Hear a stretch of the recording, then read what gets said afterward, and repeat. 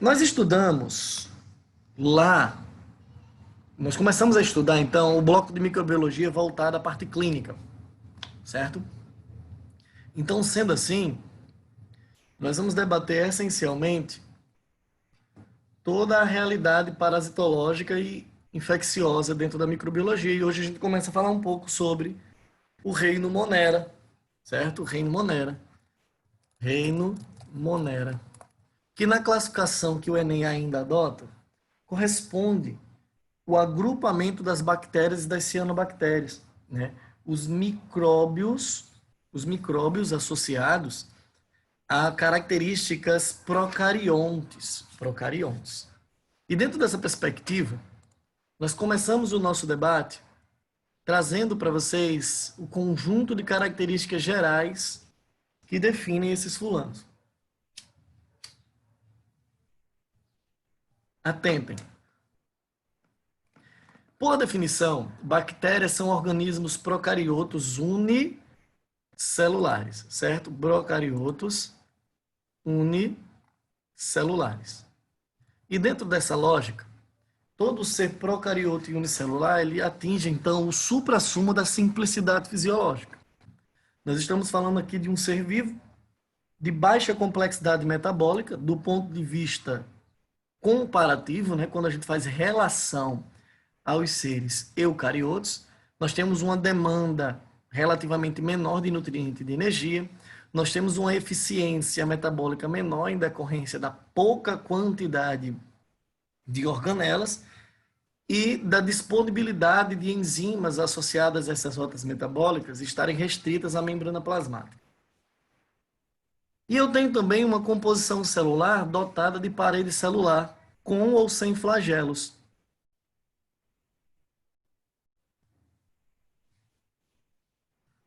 Então, do ponto de vista estrutural, a maioria das bactérias apresentarão, então, um envoltório rígido, que é a parede celular, de peptidoglicanos.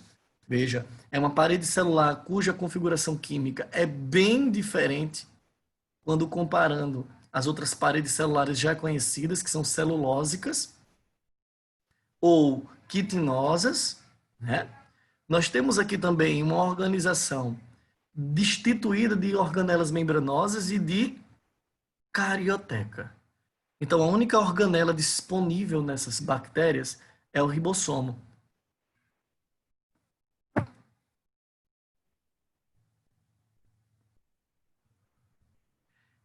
E em decorrência disso, a membrana plasmática guarda um trecho de sua estrutura na forma de uma invaginação muito, mas muito parecida com a crista mitocondrial. Inclusive, a crista mitocondrial é uma evidência da origem da mitocôndria, da origem endossimbiótica, tá? Que reserva lá uma porrada de enzimas e estruturas proteicas que viabilizam processos metabólicos específicos. Além disso, o conteúdo dessa célula apresenta tão somente um único cromossomo principal circular que se encontra disperso no citoplasma. Esse cromossomo não tem histona, esse cromossomo não tem a mesma organização da célula eucarionte, do ponto de vista químico, né? O cromossomo eucarionte deriva da cromatina, que nada mais é do que DNA compactado por histonas. Esse cara não. Esse cara é um fragmento de DNA circular e ponto. E ponto. Certo? Além disso, o DNA bacteriano ele está restrito às zonas de expressão, que a gente chama de óperons. O que é um óperon? O óperon é um setor do genoma circular bacteriano que contém vários genes que sempre são expressos juntos. Diferente da célula eucariôtica, cujo DNA tem vários setores genômicos individualizados, os genes são, a grosso modo, independentes. Nos óperons, não. Eu sempre tenho um conjunto de genes que serão expressos juntos, né, do começo ao fim. O que faz com que o mecanismo de expressão gênica seja um tanto quanto menos seletivo para as necessidades dessa célula bacteriana.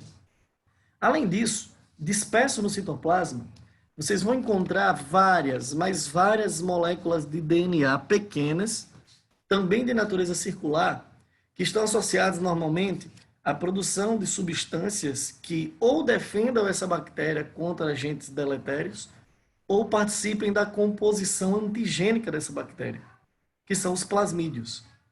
Vocês vão ver um pouco mais à frente que o plasmídio ele nada mais é de que uma unidade informacional associada à recombinação genética das bactérias, já que estas não se reproduzem de forma sexuada, por mais que alguns livros insistam em dizer isso.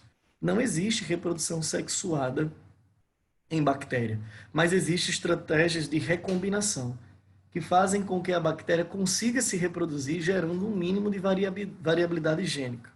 Nem sempre os processos de reprodução bacteriana são conservativos, tá bem?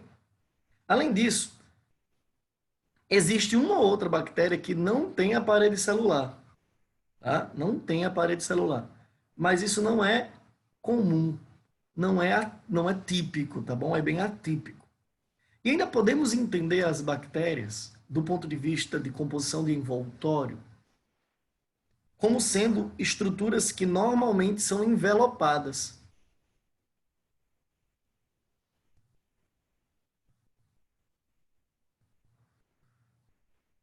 Ou aqui, nas bactérias, chamamos de cápsula bacteriana, certo? A cápsula bacteriana ela tem um teor originário muito parecido com o envelope viral. É uma bicamada fosfolipídica derivada de efeitos de expressão gênica e das células, do ambiente celular que essa bactéria venha infectar. Tá bom? Mas diferente do que acontece lá nos vírus, essa bicamada, esse envelope, no caso aqui das bactérias, essa cápsula bacteriana, ela está associada a condições estruturais da própria bactéria.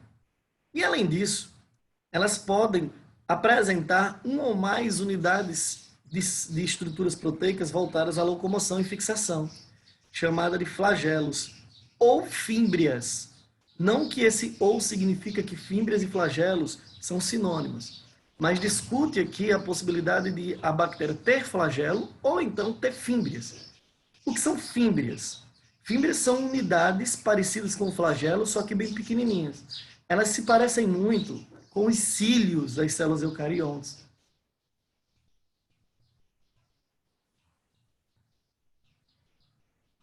E na maior parte das situações, essas fímbrias estão voltadas à capacidade.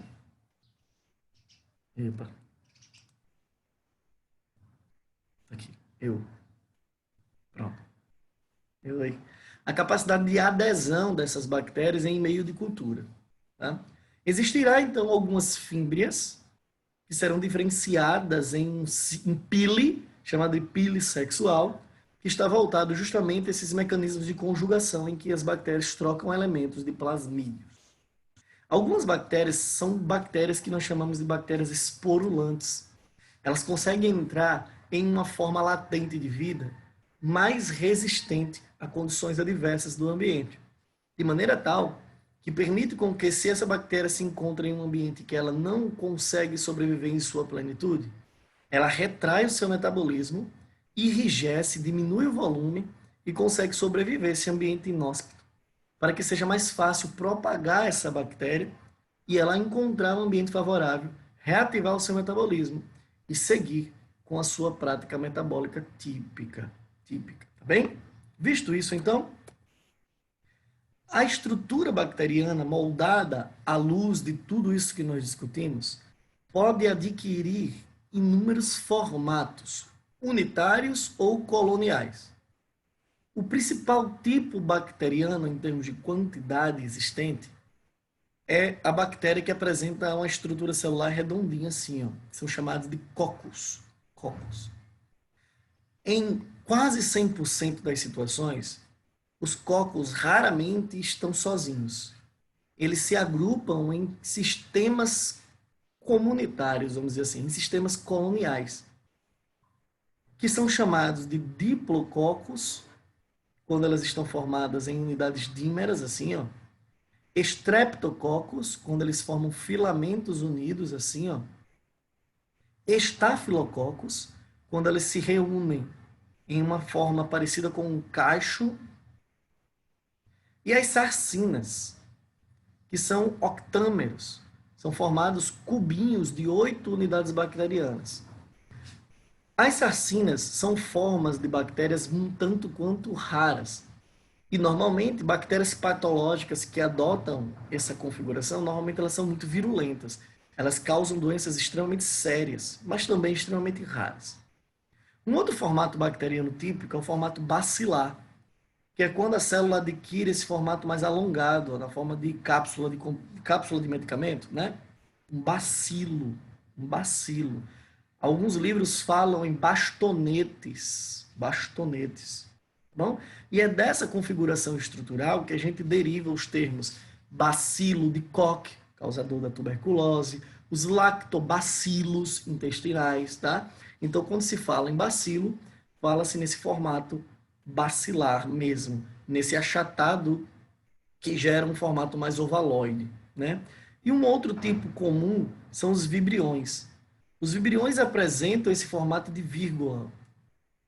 Exemplo clássico é o Vibrio cholerae, né? O vibrião do cólera, o causador do cólera, que é uma infecção bacteriana que causa problemas severos de distúrbio gastroentérico, tá? Causa, então, uma disenteria extremamente aguda, que hoje não é exatamente um problema, mas há algum tempo atrás nós sofremos muito com infecções de cólera e matou muita gente, sobretudo crianças e idosos, tá bem?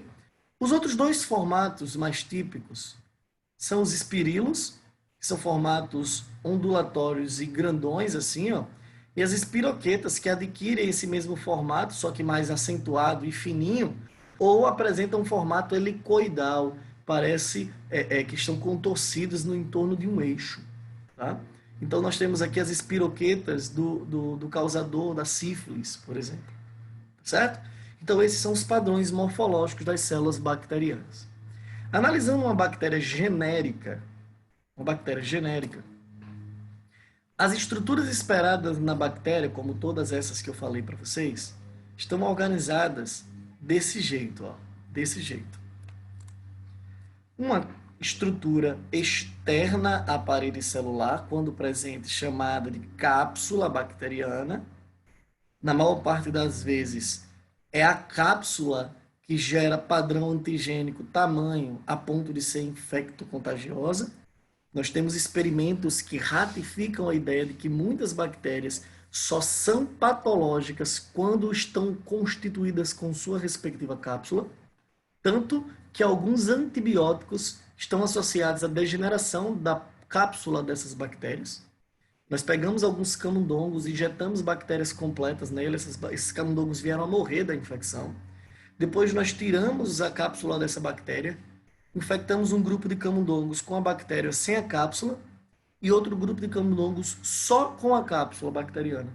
E a gente percebeu que os camundongos infectados com a bactéria sem cápsula não sofreram danos severos, enquanto aqueles camundongos que estiveram em contato só com a cápsula, sem a bactéria viva, ficaram doentes. Então a cápsula é fundamental para o comportamento patológico de algumas bactérias, tá? Entrando, vindo de fora para dentro, a gente consegue ver que derivado da estrutura da membrana e emergindo na cápsula, existem anexos funcionais, ó. Esses anexos funcionais que vocês estão vendo aqui, parecendo pelinhos, são chamados de pili ou fímbrias. Pili ou fímbrias. E um outro agente derivado é o flagelo, que pode se apresentar nenhum, um ou muitos deles ao redor da estrutura bacteriana. A membrana plasmática está abaixo da parede celular peptidoglicana, que apresenta-se como sendo, então, um arranjo de fibras proteicas sobrepostas, com ou sem espessas camadas lipoproteicas. Depende muito se essa bactéria ela é do tipo gram positiva ou gram negativa, que daqui a pouco eu apresento isso para vocês. E o ambiente citoplasmático é extremamente simplificado. Um grande DNA circular depositado no citoplasma e vários ribossomos soltos nesse bendito ambiente citoplasmático. Esse DNA circular sempre se mantém compactado próximo a uma região comum. o que faz com que a gente tenha um pseudonúcleo, né? Um nucleóide, tá? Com um genoma extremamente simples. E ao longo desse citoplasma, várias unidades plasmidiais. E a gente agora já consegue tentar discutir cada uma dessas estruturas em suas funções fundamentais. Começando, obviamente, de fora para dentro, falando da cápsula bacteriana. Cápsula bacteriana. Gente, a cápsula é nada mais do que uma estrutura semelhante à membrana, principalmente na composição glicolipídica e glicoproteica.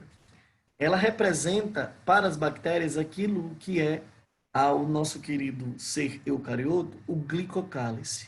Linda pergunta, professor. Então é essa cápsula que confere a resistência ao antibiótico? Também, tá, Linda? Também. Essa cápsula ela confere uma proteção extra a um ser que se resume a uma célula. E se essa proteção passa por resistência a algum antibiótico, a gente pode atribuir essa função a ela. Mas alguns antibióticos eles são especializados em destruir essa cápsula. Entenda então que bactérias encapsuladas elas podem tirar proveito da cápsula como sendo essa cápsula um elemento protetor, tudo bem?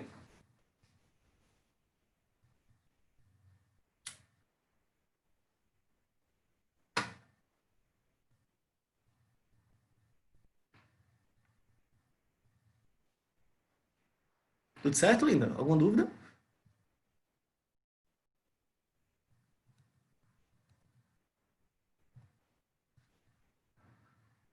Perfeito. Quais são as funções típicas da cápsula? Impedir que a célula seja fagocitada, ou seja, é uma proteção estrutural, sem problema, meu bem. É uma estrutura, é uma composição estrutural que, de algum modo, dificulta o reconhecimento do sistema imunológico e a atividade fagocitária de alguns elementos desse sistema imunológico. Bem, a outra função é facilitar a atividade de adesão dessa bactéria em um ambiente colonial, em um meio de cultura. E tudo isso porque as estruturas de fímbrias passam por essa cápsula. Então, o que a gente consegue perceber com isso é que as doenças bacterianas causadas pelo hábito colonial infeccioso de uma bactéria são mais difíceis de serem tratadas do ponto de vista prático, porque elas aderem muito fortemente à estrutura que está sendo infectada.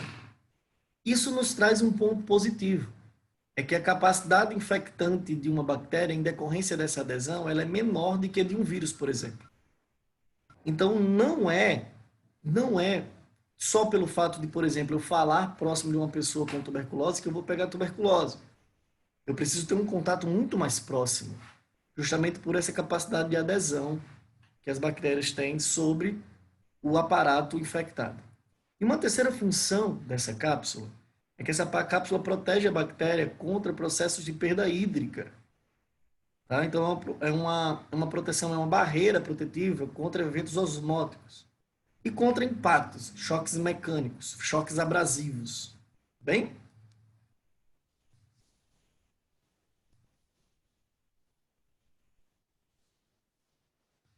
Além de dispor de um padrão antigênico tal que possa torná-la mais virulenta do que o aguardado.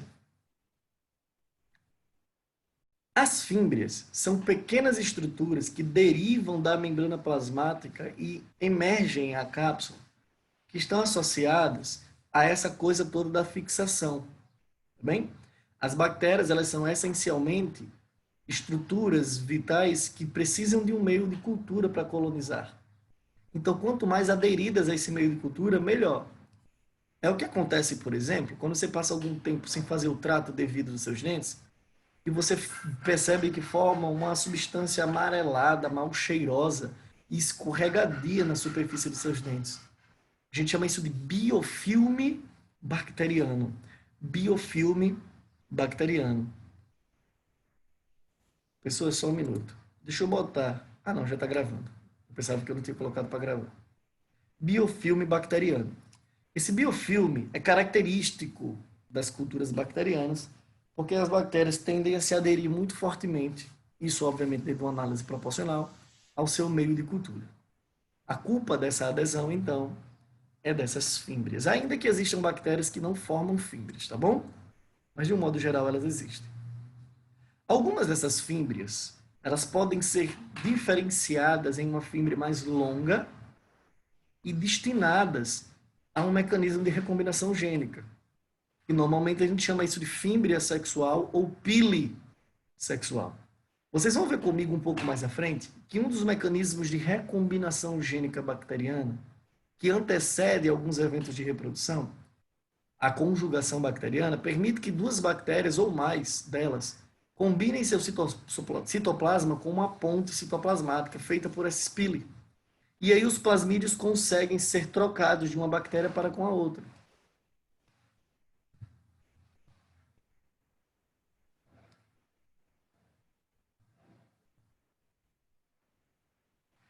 De maneira tal a concluirmos que as bactérias conseguem sim trocar entre elas informações genéticas discretas na forma de plasmídeos que possam ser suficientes para torná-la diferente do que ela era antes.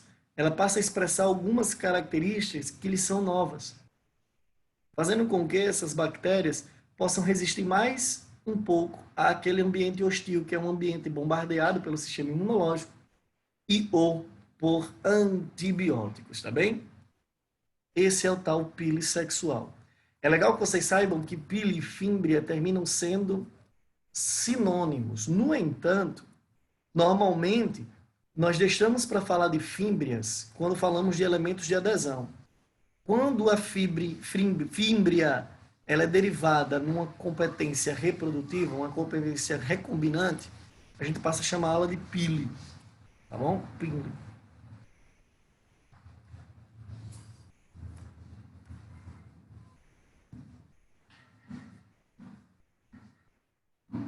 E uma outra unidade estrutural é o tal do flagelo. O flagelo bacteriano apresenta uma condição de rotor. Ele vibra de forma ondulatória e rotacional, gerando um padrão de movimento bacteriano. Esses flagelos brotam da estrutura membranar e vão até o ambiente externo da bactéria, fazendo com que seja possível esse movimento em ambiente fluido, para que a bactéria consiga se locomover. Diferente dos flagelos eucariotos, o flagelo bacteriano é formado por uma proteína chamada de flagelina, já que os nossos flagelos são formados por tubulina advindos do centríolo. E procariotos não têm centríolos. Procariotos não apresentam centríolos. Certo? Então a origem aqui é relativamente diferente. E não é uma coisa simples, tá? É um padrão complexo estrutural de microproteínas formando esse chicote de movimentação. Nem toda bactéria é flagelada, mas a maioria delas apresenta pelo menos um desses caras. E diferente do que a gente costuma discutir, não é exclusividade das bactérias ter um flagelo. A bactéria ela pode ter múltiplos flagelos, elas podem ser flagelos bipolarizados, tendo em duas extremidades, ou dispostos em vários pontos circundantes da sua estrutura celular. Esses são os tais flagelos. E a gente entra aqui na análise da parede celular, que talvez seja então a primeira estrutura que vale a pena a gente mastigar um pouquinho mais. A parede celular é um envoltório secundário semirrígido. Ela apresenta uma leve flexibilidade e uma leve seletividade de transporte. Porém, uma rigidez suficiente para proteger a membrana plasmática de unidades agressivas. Nós temos, do ponto de vista funcional, uma parede que confere à bactéria resistência. Não tem problema, Natália, não tem problema. Esse material vai ser entregue a vocês. Se você quiser anotar, eu posso voltar para você. Mas ou você tira um print para adiantar os seus estudos, ou você anota somente aquilo que está sendo discutido quanto à observação, porque eu vou disponibilizar esse material. Assim que terminar a aula, eu já entrego ao pessoal do AME, eles colocam lá no Classroom, tudo bem? Mas se você quiser anotar alguma coisa, eu volto para você, não tem problema. Perfeito, Nath. Disponha. Pois bem, a composição dessa parede celular, ela difere da composição química de outros seres que também têm parede celular. Nós estamos falando aqui de uma organização química da classe dos peptidoglicanos. O que são peptidoglicanos? São complexos glicídicos associados a proteínas. Eles são muito parecidos com as glicoproteínas, tá? Só que nas glicoproteínas eu tenho mais proteína do que glicídio e nos peptidoglicanos eu tenho mais glicídios do que proteínas. Mas é um arranjo que nós classificamos de modo geral como sendo glicocompostos, compostos mistos de glicídios e peptídeos. Essa parede celular, de acordo com seu arranjo, confere à célula bacteriana padrões de proteção muito específicos. E as bactérias são classificadas em gram-positivas ou gram-negativas, de acordo com o padrão de arranjo da sua parede. Como é que isso funciona, professor? Assim, ó. Todos parem de anotar toda e qualquer coisa e preste atenção nisso aqui. Eu vou pegar aqui o meu apontadora laser. Apontadora laser. E olha só que legal. As bactérias ditas gram-positivas, elas apresentam, além da membrana plasmática, fibras dos peptidoglicanos interconectadas por uma substância chamada de ácido teicoico, que também é um carboidrato especializado, certo? Essas fibras de ácido teicoico mantêm essas hastes de peptidoglicano organizadas em camadas. A bactéria gram-negativa, melhor, gram-positiva, ela apresenta uma parede mais rígida e menos seletiva. Mais rígida e menos seletiva. Já as bactérias ditas gram-negativas, além de uma camada peptidoglicana mais estreita, ela apresenta uma parede lipoproteica, muito parecida com a membrana plasmática que ela tem logo abaixo.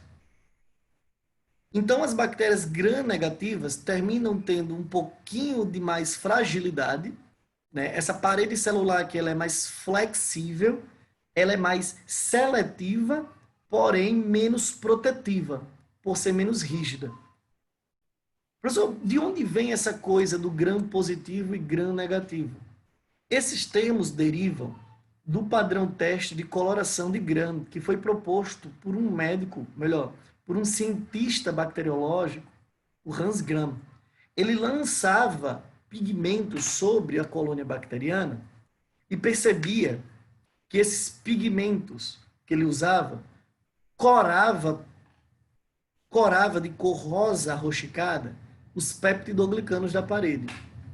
Quando você tem muito peptidoglicano e nada por fora cobrindo esses caras, a coloração é muito mais aguda, testando positivo para a coloração de Gram.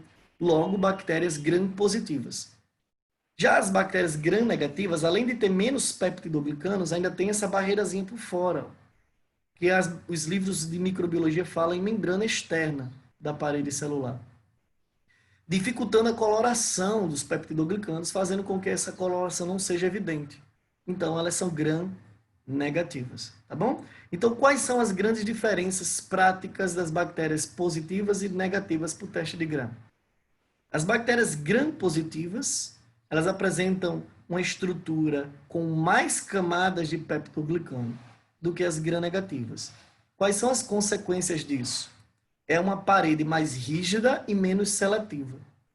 Já as bactérias gram-negativas têm menos camadas de peptidoglicano com uma membrana externa lipoproteica compondo essa parede. Qual é a grande particularidade das paredes celulares de gram-negativas? Elas são mais fluidas, mais flexíveis, menos resistentes, porém mais seletivas. As coisas que passam por essa parede celular aqui sofrem efeitos de seleção, assim como aquelas que passam pela membrana plasmática, tá bom? Do ponto de vista antigênico, crianças, As bactérias gram-negativas, elas geram respostas antigênicas muito mais agudas. Então, são bactérias que são reconhecidas pelo meu sistema imunológico de forma mais tardia, porém, a resposta, quando efetivada, ela é mais efetiva mesmo, ela é mais eficiente. Então, bactérias gram-negativas, quando virulentas, elas causam problemas muito sérios, mas normalmente, quando a gente consegue corrigir isso, a gente tem uma proteção muito mais efetiva, uma memória mais duradoura. Já as bactérias gram-negativas, não. Gram-positivas, não. Elas geram padrões patológicos um pouco mais brandos. No entanto, as nossas respostas imunológicas, elas não são tão duradouras. Não quero dizer com isso que não exista doenças graves causadas por bactérias gram-positivas e doenças fáceis de ser tratadas em gram-negativas. Eu quero dizer que existe uma lógica evolutiva pela essa constituição e o comportamento infecto-contagioso dessas benditas bactérias. Alguma dúvida até aqui, filhotes? Fala comigo, bebê. Dá um ok aí no nosso chat. Manda aquela boa e velha hashtag, ó. Hashtag sobrevivi até aqui. Tudo tranquilo? Moleza, né não? Moleza. Facinho que dá nojo, né não? Tudo sossegado. E aí a gente chega na membrana celular. Vocês já estudaram biologia celular com o tio Billy Paul Jones? Ele já caracterizou com riqueza de detalhes a membrana plasmática de uma bactéria. Porém, existem algumas coisas que a gente precisa falar sobre essas bactérias. Melhor, sobre a membrana plasmática dessa bactéria. A membrana celular bacteriana, ela é um arranjo análogo, para não dizer idêntico, da membrana celular eucarionte. No entanto, é atribuído a ela uma penca de outras funções que a nossa membrana plasmática não tem.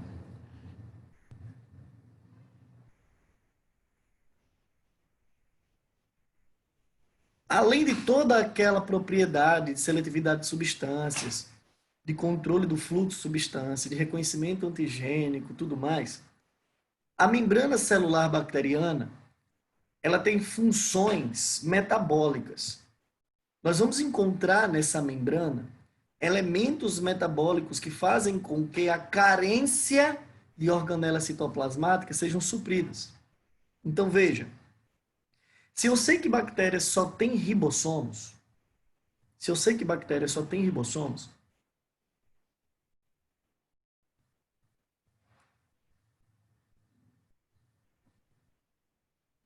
que suas organelas resumem-se à síntese de proteína.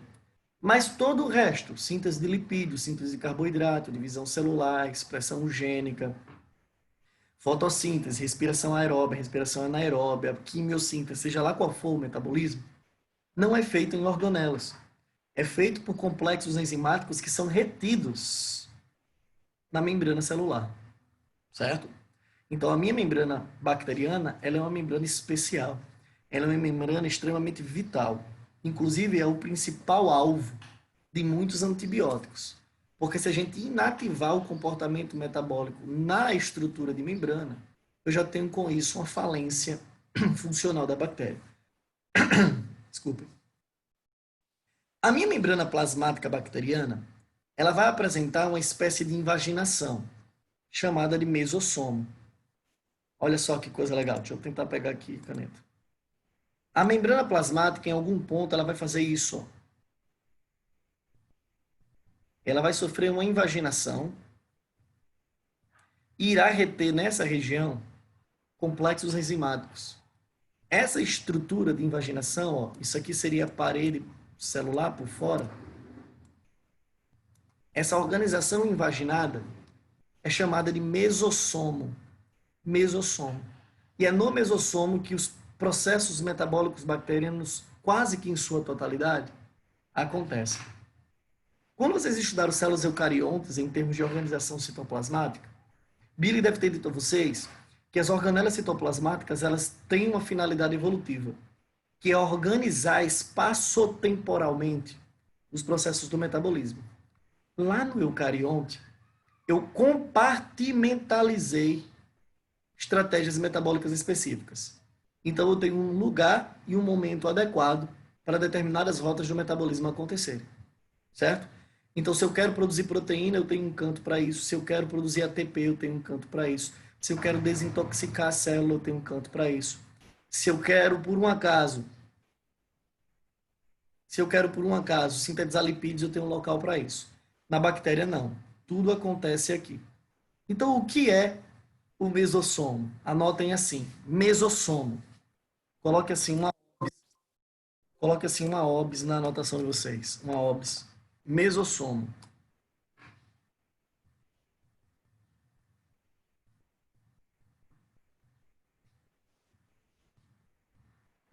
Estrutura derivada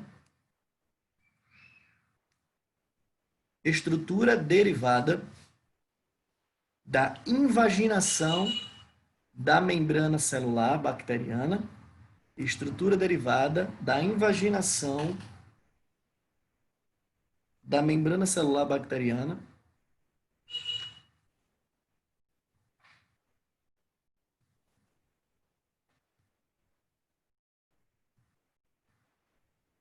onde se encontra retidos complexos enzimáticos, onde se encontra retido complexos enzimáticos, onde se encontra retido complexos enzimáticos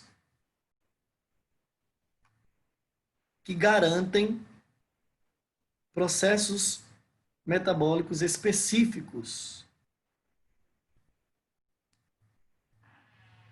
da bactéria.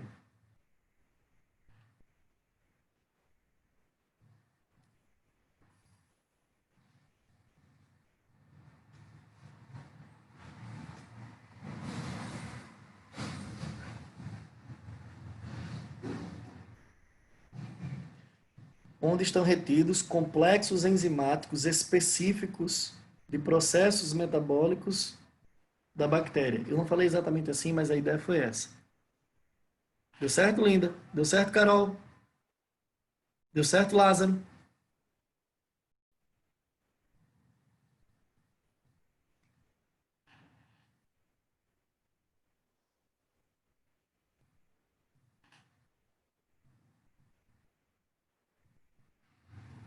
Perfeito. Perfeito. Feito isso,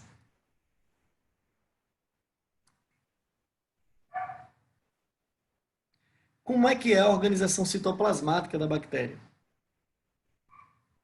Qual é o padrão organizacional do citoplasma bacteriano? Nós temos um citoplasma muito, mas muito parecido com o citoplasma eucariota em termos de constituição química, mas dispondo de estruturas extremamente mais simples. É um ambiente aquoso de natureza coloidal, tá certo? Característica coloidal, onde eu tenho dissolvidos aqui complexos proteicos, glicídicos, lipídicos, alguns íons, enfim, tudo aquilo que se espera de um citoplasma. Só que a grande particularidade desse citoplasma é que ele irá dispor do material genético difuso no próprio material citoplasmático, não há aqui uma membrana que compartimentalize esse DNA. Eu terei um único tipo de organela, que são os ribossomos, está aqui eles, ó. E várias unidades genômicas circulares chamadas de plasmídios. Plasmídios. GG? Tá aqui ele, ó. Essa composição simples do citoplasma celular é o que justifica o porquê da membrana plasmática ser tão importante. Mais importante ainda aqui na bactéria do que no ser eucarionte. O meu citoplasma é extremamente simples, pouca coisa acontece aqui. Mas como eu preciso de um ambiente aquoso para o processo metabólico acontecer, essa invaginação, ó, invade o citoplasma para ter contato com o meio aquoso, que é favorável aos processos do metabolismo. Repito, quando vocês estudaram bioquímica lá com o titio Billy, Billy falou a respeito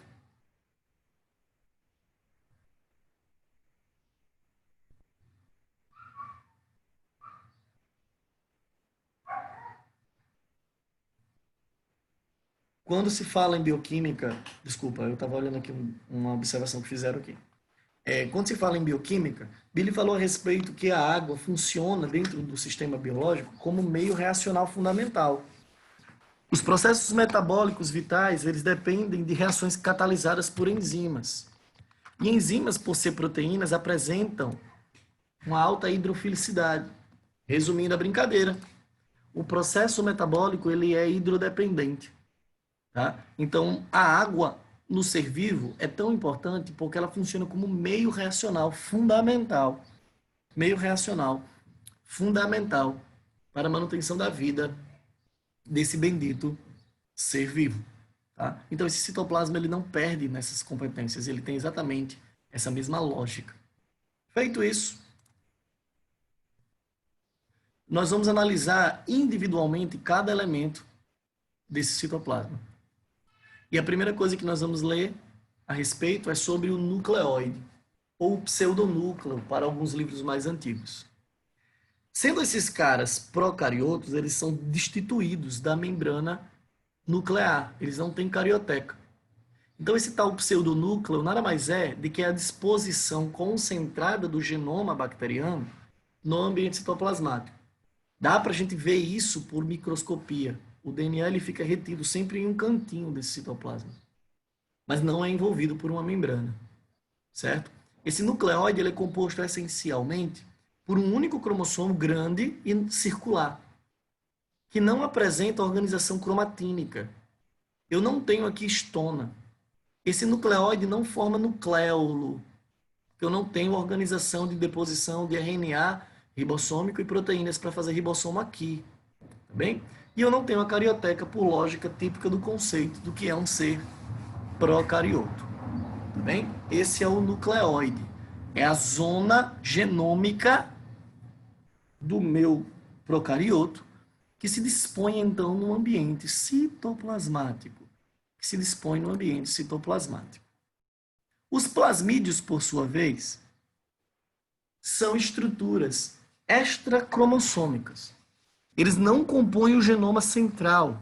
Eles não têm a ver com características básicas estruturais da bactéria. Não há aqui informações genéticas que são ligadas à informação genética contida lá no cromossomo circular. Tem-se, então, algo no entorno de 5% do tamanho do cromossomo central, trazendo genes muito específicos, que normalmente estão associados a proteínas ou estruturas que protegem esse ser contra a ação de antibióticos ou toxinas de propriedades antibióticas, e apresentam também genes que estão associados a enzimas voltadas à degradação de carboidratos, ou seja, parte de estruturas químicas glicídicas são metabolizadas por enzimas cuja eficiência desse metabolismo depende da expressão desses genes. Uma outra situação é que essas substâncias enzimáticas também podem estar associadas à desintoxicação do ambiente bacteriano. Então, a bactéria resiste bravamente a ações tóxicas ou garante metabolismos muito particulares dela quando expressam genes dos seus plasmídeos, por exemplo.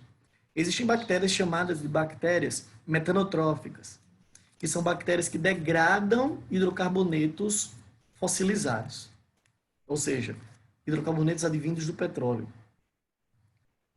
Algumas bactérias são quimiosintetizantes. Os complexos enzimáticos da quimiossíntese derivam da expressão de alguns plasmídeos.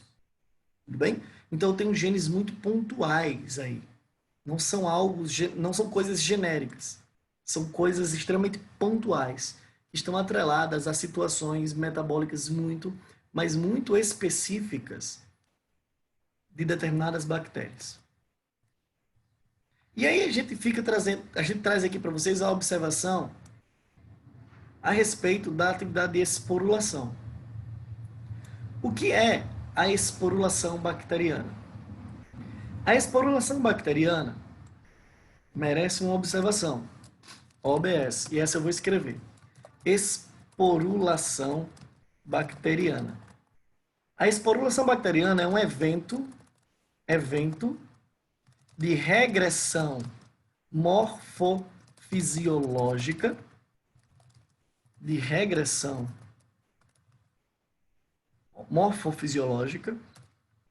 que a bactéria adota, melhor, que algumas bactérias adotam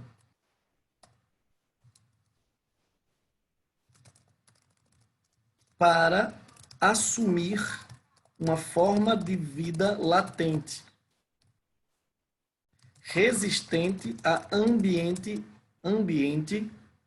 inóspito. Então, o que acontece nesse ponto? A bactéria, ela duplica o seu material genético, e envolve uma das cópias com um material rígido semelhante à da parede celular, protegendo esse genoma. Enquanto a outra cópia do DNA mantém os seus efeitos de expressão gênica. Quando todo o material genético está devidamente protegido, a bactéria começa a retroagir, a frear o seu metabolismo. Então, ela diminui o teor hídrico da sua célula, ela para de realizar rotas de metabolismo muito específicas e degenera a segunda cópia do DNA, formando uma estrutura seca e metabolicamente quase nula, chamada de endósporo. Esse endósporo, então, ele vai ser depositado em tudo quanto é ambiente inóspito e vai tentar sobreviver a essa condição durante o tempo que for necessário até esse endósporo encontrar um ambiente ótimo para o desenvolvimento. Quando esse ambiente volta a ser favorável, ele retroage e volta à sua forma ativa. Por exemplo, existe uma bactéria muito importante para a nossa discussão, e a gente vai discutir-la um pouquinho mais lá na frente, na patologia, que é a Clostridium tetani. Na realidade, as bactérias do gênero Clostridium todas. As bactérias Clostridium, as Clostridiums, são anaeróbias estritas, ou seja, elas respiram anaerobiamente e elas são aversas ao oxigênio. Ambientes ricos em oxigênio são letais a essas bactérias. Essas bactérias são bactérias esporulantes.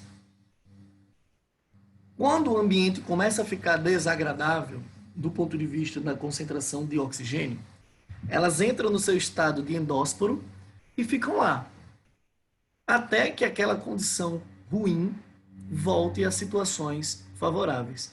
E aí ela retroage. Como é que a gente pega tétano, por exemplo? Quando a gente entra em contato com o endósporo da Clostridium. E você vai encontrar esse endósporo aonde, professor? Em tudo quanto é canto.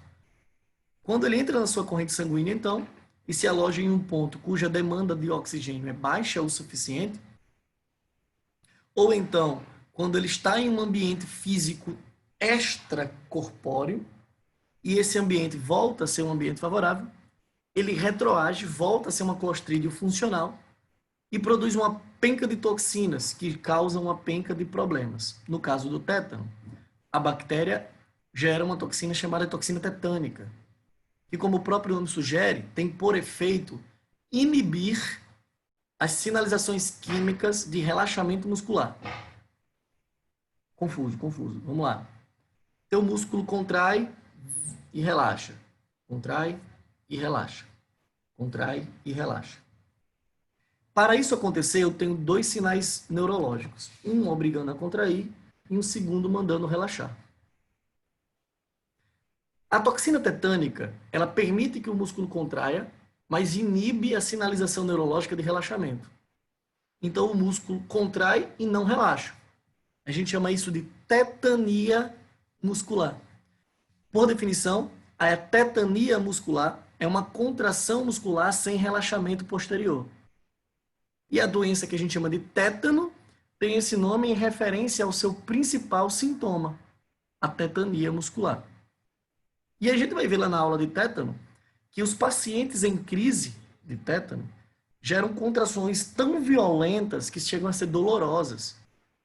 Inclusive, o corpo enverga, né? Os bracinhos ficam todos envergados, a coluna também toda hiperextensiva, por conta dessa contração involuntária, melhor, essa contração não relaxada, resultado da contaminação pela toxina tetânica.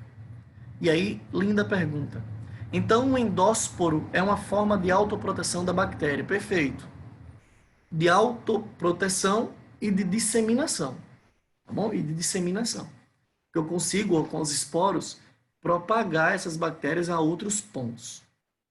Certo? Tranquilinhos? Então, olha só. O endósporo em formação e o endósporo maduro. Endósporo em formação e o endósporo maduro.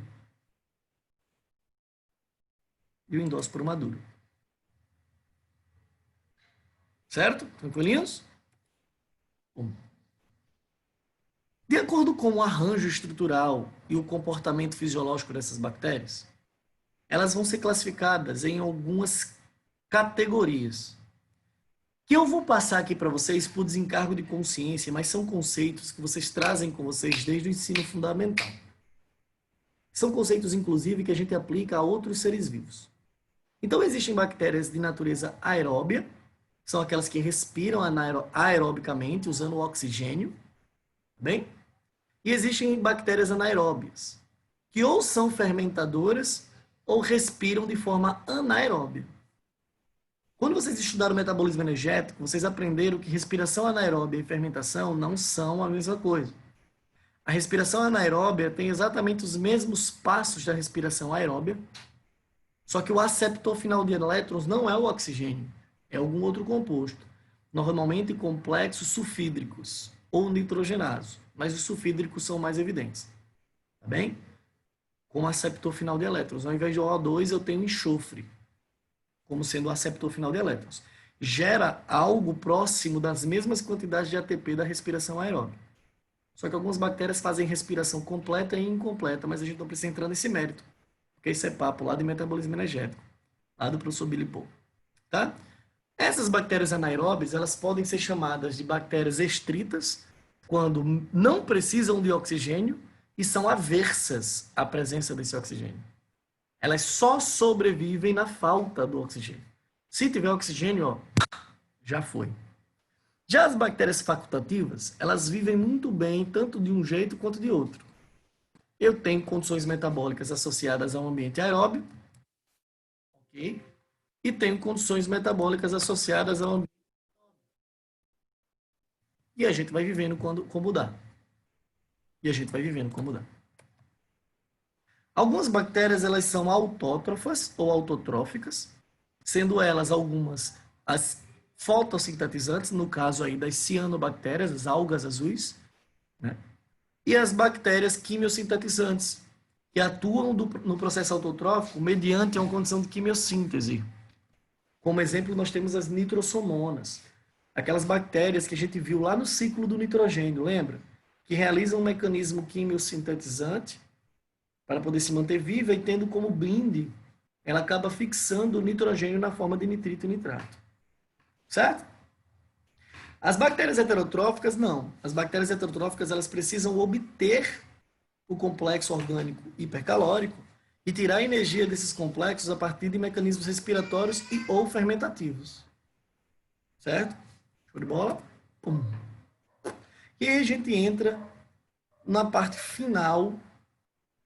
Deixa eu ver quanto tempo eu tenho, meu Deus. São 11h20. Beleza, dá tempo. Desse estudo geral de bactérias, que é a entender, então, os mecanismos reprodutivos. Crianças, prestem atenção. Eu coloquei aqui nesse slide o termo sexuado, mas eu quero que vocês coloquem aspas aqui, porque existem livros que ainda trazem essa temática, mas bactérias não têm reprodução sexuada. O conceito de reprodução sexuada passa pela combinação de material genético a partir de células especializadas. E o conceito de reprodução envolve o aumento no número de seres. Vocês vão ver que nenhuma dessas estratégias aqui eu tenho combinação de gametas e nem tenho aumento do número de ser. Então, professor, se não é uma reprodução sexuada, o que é isso aqui? É uma estratégia de recombinação. É uma estratégia de recombinação. É uma estratégia pré-reprodutiva. Eu vario os meus genes a partir disso e depois eu repito o que está acontecendo aqui em cima, a bipartição. Certo? Sendo assim, toda a vida que vocês virem esse termo reprodução sexuada, olhe com desconfiança. E dependendo do contexto da questão, vocês têm que aceitar isso como errado. Certo? Vamos para a estratégia de reprodução assexuada, o mecanismo de bipartição ou cisparidade. Em que consiste o mecanismo assexuado de reprodução? O conteúdo celular vai ser duplicado, crianças, ó. E essa célula bacteriana irá ancorar esses genomas lá no mesossomo, permitindo com que a célula se fragmente no meio, gerando duas bactérias filhas iguais, clones uma das outras. Isso aqui é algo muito parecido com o que acontece lá na mitose. Mas um erro a não se cometer é afirmar que bactéria realiza mitose. Não. Apesar desse mecanismo ele ser um mecanismo equacional igual à mitose, mitose é um fenômeno metabólico exclusivo de eucariotos. Certinho? Pessoal, então se isso aí não é mitose, isso é o quê? Bipartição. Ponto. Cisparidade. Só. Beleza? Tranquilinhos? Eu não tenho microtúbulos cromossômicos aqui, eu não tenho carioteca aqui, eu não tenho formação de fuso acromático aqui, eu não tenho nada no que diz respeito aos elementos da divisão mitótica. A única coisa que é igual é a ideia de que a célula resultante, que eu vou chamar aqui de célula A e célula B, elas são iguais entre si. Elas são bactérias iguais. Elas são clones uma das outras. Tudo bem? Show de bola? Tranquilinhos? Podemos afirmar que bipartição é a mesma coisa que mitose? Não. Em termo, a mitose refere-se à cariogamia, a divisão do núcleo. E a gente não tem núcleo aqui. Tá bom? Quais são as desvantagens do processo mitótico? As desvantagens é que, no geral, mitótico não, desculpa, da bipartição, no geral, esse processo ele não tem combinação gênica. Esses caras são iguais. Então, significa dizer que se algo de muito mal acontecer com uma, possivelmente a outra também está fatalmente envolvida nesse problema. Se algo for ruim para essa, por condições de suas características, será ruim para essa aqui também. Então, um mesmo efeito de deleção nessa bactéria pode gerar efeito nessa outra aqui. Mas há uma vantagem nisso. Processos assexuados de reprodução, eles são mais rápidos, fazendo com que bactérias consigam colonizar um ambiente muito rapidamente. Uma bactéria, em alguns minutos, gera milhares delas, por efeitos assexuados de divisão. Show? Já os mecanismos de recombinação bacteriana, os mecanismos de recombinação bacteriana se apresentam em 3 tipos fundamentais. O primeiro deles é chamado de transdução. A transdução, ela depende de um vetor genômico. Vetor genômico. E esses vetores, crianças, são vírus. Eu quero expressar aqui a minha angústia por ter que escrever com o mouse. O mouse é muito ruim de escrever. O que acontece? Vamos lembrar lá do ciclo parasitário do bacteriófago? Injeção do material genético. Esse material genético vai se misturar com o DNA bacteriano. Depois ele vai ter que ser retirado. E quando ele é removido, o material genético bacteriano termina sendo fragmentado. Então eu tenho aqui, preste atenção, genoma bacteriano,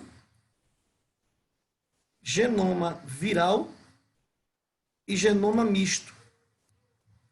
Quando essa bactéria aqui permite a biossíntese de novos vírus, eu posso formar vírus naturalmente prontos, vírus cujo material genético são bacterianos e vírus cujo material genético é um mutante esquisito que nem é vírus nem é bactéria. Quando um cara desse tipo aqui infecta uma segunda bactéria e ele insere um material genético que está com ele na bactéria, essa bactéria acaba de ganhar um novo genoma, uma mutação. Só que como esse material genético em laranja aqui não é do vírus, essa bactéria não sofre dano. Essa bactéria aqui ela não vai fazer biossíntese viral. Olha que interessante.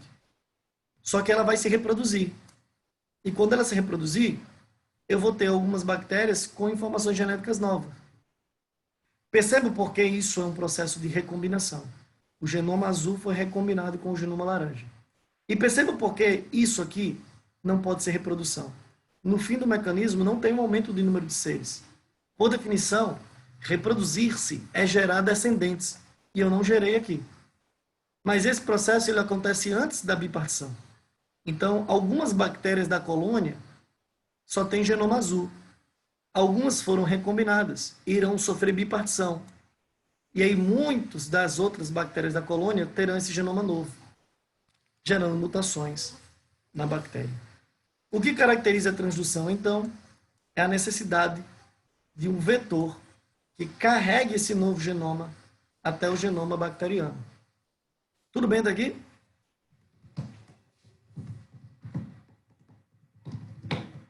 Dúvidas?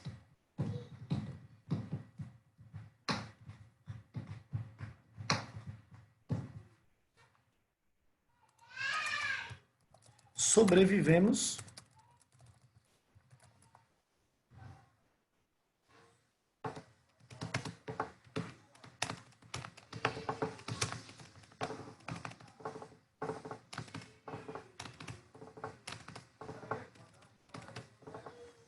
Sossegado? Massa. O outro processo de recombinação muito comum é chamado de transformação bacteriana. Como é que funciona a transformação? A transformação bacteriana depende de uma bactéria previamente morta. Então, o que acontece? Uma bactéria, por qualquer que seja o motivo, foi lisada, ela morreu. E por condição típica do processo de decomposição, o seu genoma ele é fracionado. Uma outra bactéria daquele ambiente assimila esse material genético e coloca ele dentro do seu próprio material genético. E aí, de novo, essa bactéria sofreu um fenômeno de recombinação. O genoma azul agora tem um trecho laranja. E esse processo não é uma reprodução. Porque, se vocês perceberem, não houve um aumento de descendentes. Então, essa bactéria agora recombinada, vai, por bipartição, aumentar o número de C. Certo? Tranquilinhos? Isso é transformação. Na transformação, eu preciso de uma bactéria que tenha morrido. Morreu. Certinho? Esse é simples demais de eu perceber. A bactéria morre, fragmento genômico assimilado por uma bactéria viva e assimila o material genético da sua bactéria coleguinha, que bateu a biela logo. Isso aqui é transformação bacteriana. Transformação bacteriana. E por último, aquilo que mais pode se aproximar de uma reprodução, mas ainda assim não é. É a conjugação bacteriana. O mais complexo mecanismo de recombinação gênica dentro de bactérias. Como é que isso funciona? Bactérias diferentes, ou até mesmo iguais, certo? Conectam os seus citoplasmas a partir de um pile sexual. Olha o pile sexual aqui aparecendo. Formando uma espécie de ponte citoplasmática aqui. Ó. Olha só. E aí essas bactérias, elas trocam os seus plasmídios. De maneira tal que se essa bactéria aqui tinha 5 plasmídios e essa nenhuma, após o evento ela pode ter 3 e 2 agora. Que naturalmente faz com que essas bactérias sejam geneticamente diferentes. Esse mecanismo de conjugação, ele gera quadros recombinantes envolvendo os plasmídios, tá? Plasmídios, e não o genoma central. Ainda que em outras situações menos típicas, um plasmídio pode ser absorvido pelo material genético central. Só que a gente deixa para ver isso lá na faculdade, lá na aula de microbiologia da Faculdade de Ciências Biológicas, já que todos vocês vão fazer Ciências Biológicas esse ano. E aí, de novo, eu tenho uma condição de recombinação gênica, mas não tenho uma estratégia de reprodução. Porque se vocês perceberem, envolvendo 2 bactérias, continuaremos com 2. Envolvendo 3, continuaremos com 3. Envolvendo 1000, que não vai acontecer, normalmente se limita a 3 ou 4, nós teremos sempre a mesma quantidade de bactérias. Não há descendência aqui. Mas é importante, eu vou colocar isso aqui como uma OBS importante. Os processos de recombinação tendem a favorecer o mecanismo assexuado de reprodução. Ou seja, grupos bacterianos de uma mesma colônia, quando recombinados e proliferados por bipartição,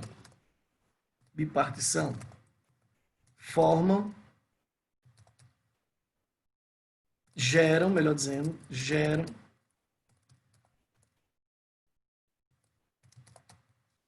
um aumento colonial de bactérias mutantes. E são desses efeitos fundamentais, fora as mutações que possam acontecer de forma estocástica e acidental nesse material genético, que faz com que as bactérias, mesmo se reproduzindo assexuadamente, apresentem variação gênica secundária. Pelo efeito reprodutivo, não há variação. Mas quando o efeito reprodutivo ele é precedido por uma dessas 3 estratégias, a gente afirma categoricamente que essas bactérias agora são diferentes do que elas eram momentos antes de sofrer o efeito. E tio vai apagar essa sujeira. E tio vai apagar essa sujeira.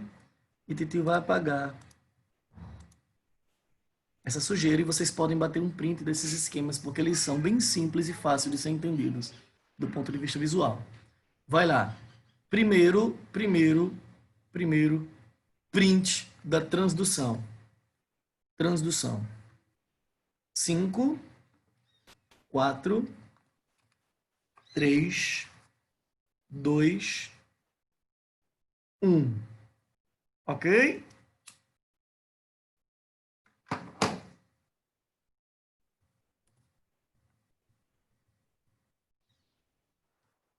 Transformação. Print 5, 4, 3, 2, 1. Show de bola? E print de conjugação.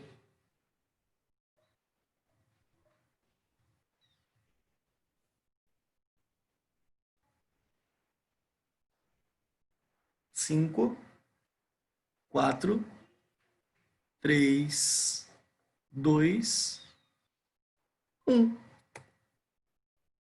E a gente já pode começar a discutir, pelo menos de início, algumas ideias a respeito de doenças causadas por bactéria. Nós temos 8 minutos e eu não vou entrar nas doenças em si, mas a gente tem como fazer algumas anotações importantes que nos preparam para a aula que vem. Certo? A primeira anotação é o conceito básico de bacteriose. O que é uma bacteriose? É uma doença, um quadro patológico causado pelo hábito infeccioso parasita da bactéria ou por toxinas produzidas por elas. Algumas doenças causadas por bactérias, elas não estão associadas à presença da bactéria em si. Normalmente, essas doenças podem estar associadas a produtos do metabolismo dessa bactéria, como, por exemplo, é o caso do tétano. Tanto que você trata tétano com soro terapêutico e não com antibiótico, ainda que o antibiótico também possa ser inserido para controlar os níveis da bactéria que possa ter entrado na fisiologia.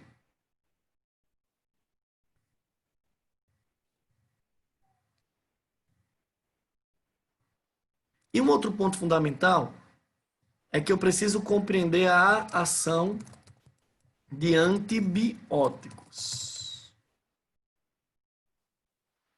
Queridos, antibióticos são substâncias naturais ou sintéticas usadas para combater doenças bacterianas, ou seja, bacterioses. Então, não existe efeito antibiótico para tratamento de gripe ou de doenças virais, por exemplo.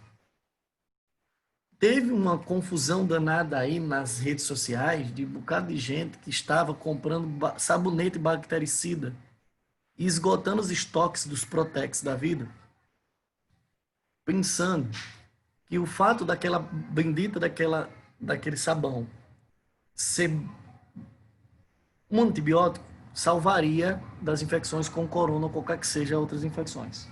Não, não faz o menor sentido pensar dessa forma. Bem, no entanto, a gente sabe que o sabão em si é um veículo protetor, né, contra esse tipo de infecção. Mas não é pelo fato dele ser antibiótico, é pelo fato dele ser um sabão. Se tu pegar o detergente de louça da sua casa, ele serve da mesma forma.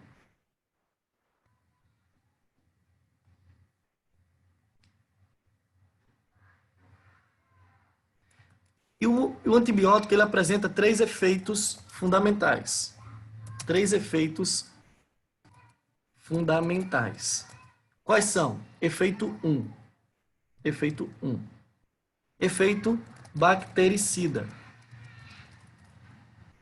Ele degenera estruturas ou interfere em vias do metabolismo, matando a bactéria. Alguns antibióticos desmancham. Então, por que eles fazem propaganda? O único que combate o coronavírus. Acho que vi algo parecido na TV. Porque eles são desonestos intelectualmente falando. Qualquer sabonete combate o coronavírus. Qualquer um. E nem precisa ser sabonete chiquíssimo.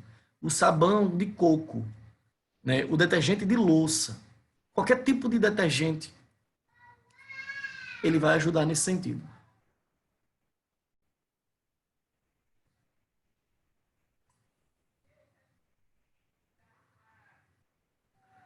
Então, esse efeito bactericida, ele está associado a destruir a parede celular, degenerar a membrana plasmática, bloquear a ação respiratória, bloquear a fotossíntese, impedir a replicação genômica, ou seja, são substâncias químicas que vão impedir processos vitais da bactéria e ela termina por morrer.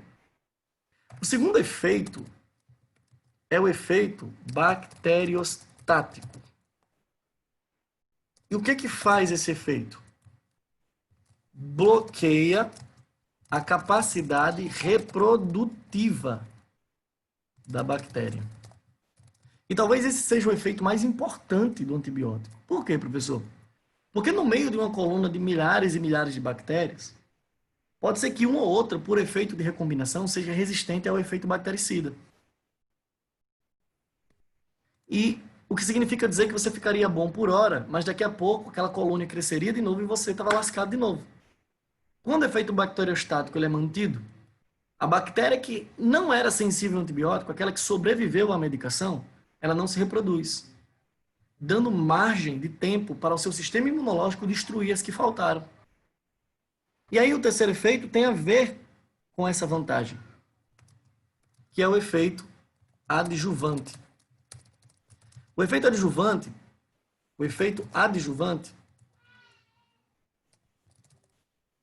corresponde à ação de determinadas drogas que não são só utilizadas nos antibióticos, mas também são utilizadas nas vacinas e tudo mais, que é a potencializa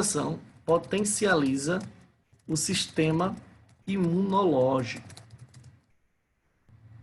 Então, olha só, matei tudo que pude, sobreviver alguém. Não deixei quem sobreviveu reproduzir, ok? Ok. E agora eu ganho tempo para o meu sistema imunológico combater as que sobraram. Para dar uma acelerada nisso, o adjuvante potencializa a ação, a resposta do sistema imunológico. É em decorrência desse tripé que a gente não pode estar usando antibiótico de forma indiscriminada ou interromper o tratamento no meio do caminho.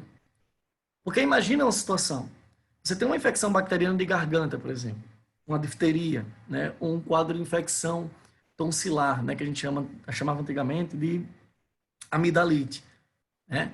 E aí você toma o antibiótico hoje, toma amanhã, ali no terceiro, quarto dia você não tem mais sintoma. Acha que ficou bom, para de tomar. E aí o efeito da droga passa. Lembre que a maioria dos antibióticos, as doses são de 8 em 8 horas, que é o período de manutenção do pico de ação. Quando o pico está caindo, você toma outra dose, bum, e mantém o efeito bacteriostático. Se tu para no meio do caminho porque não tem mais sintomas, o efeito bacteriostático para. E aí pode ser que as bactérias resistentes ainda não tenham sido eliminadas. Se reproduzem, você tem um novo quadro de crise. Se você repetir isso muitas vezes, você vai se tornar naturalmente resistente à ação desse antibiótico. E aí você vai ter que mudar ou do antibiótico ou a dosagem. E por vezes as duas coisas. É por conta disso, por exemplo, que as amoxiciclinas, né, o antibiótico típico da amoxicilina, já é resistente. Aliás, nós homens, brasileiros principalmente, já somos extremamente resistentes às amoxicilinas. Nós começávamos tomando amoxicilina de 180 miligramas, de 250 miligramas. Hoje você vai procurar amoxicilina, vocês vão vendendo de 500, 750, 850 miligramas. Outro dia, e quando eu digo outro dia, há uns 2 anos, eu tive um abscesso no meu dente. Fui tomar um antibiótico, o meu odontólogo passou de 875 miligramas, cara. E ainda assim não serviu para muita coisa. Diminuiu a inflamação, reduziu a infecção, mas eu ainda fiquei com abscesso. Porque eu sou resistente à amoxicilina.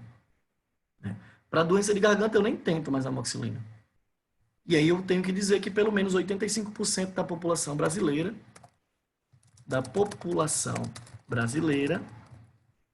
é resistente às amoxiciclinas. As amoxiciclinas, que é uma das classes de antibióticos. Hoje, a bola da vez para infecções de trato respiratório é a azitromicina. Um potente antibiótico, muito bom, mas muito eficiente, tá? Mas que está entrando no mesmo ritmo de consumo da amoxiciclina. Sorte nossa que hoje a venda de antibióticos é prescrita e retida a receita. Então está um pouco mais difícil de a gente estar consumindo antibiótico de forma indiscriminada. Mas é em decorrência disso que a gente tem a perda de eficiência dos antibióticos, porque a gente seleciona de modo artificial essas bactérias. Neodarwinismo, a gente já estudou isso, né? Neodarwinismo. Entendido, filhotes? Tudo bem? Nesse sentido, Titio vai interromper a gravação